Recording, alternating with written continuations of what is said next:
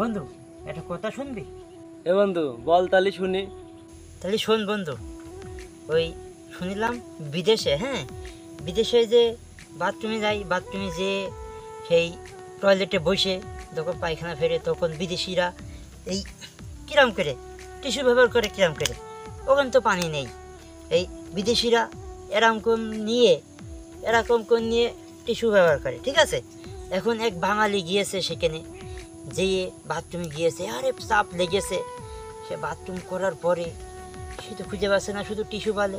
এখন বাঙালি টিস্যুটা সে নিলে হাতে আরাম করে নিয়ে টিস্যুটা এই কায়দায় নিয়ে এই কায়দায় নিলে। বাঙালি তো বুঝতেই পারছো, বাঙালি যেই গোয়ায় এরম করে দিয়েছে, দিয়ে দেখে এখানে সব গু। তারপরে কী হলো শুনবি? সে গু এখন সে হাত ধোবে, পানি উঠে নেই, বিদেশে তো পানি চলে না বাবা।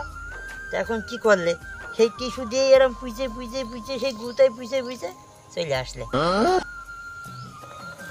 তাহলে বিদেশ ভালো না বাংলাদেশ ভালো, বল দিনে বুঝতো। তাই তো বন্ধু, এ তো বিশাল হাস্যকর।